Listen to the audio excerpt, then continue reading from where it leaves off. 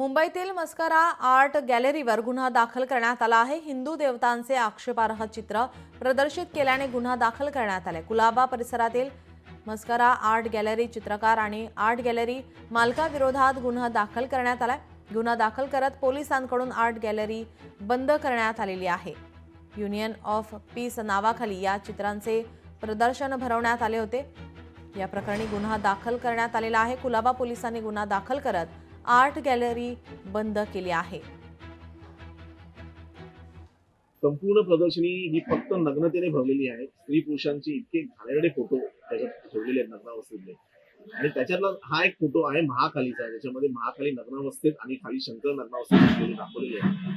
आणि या फोटोला एक टायटल दिले त्यांनी, युनियन फॉर पीस म्हणून। तर मी अभय मस्कर यांना एकच प्रश्न केला की ह्या फोटोत युनियन कुठे आहे आणि पीस कुठे आहे।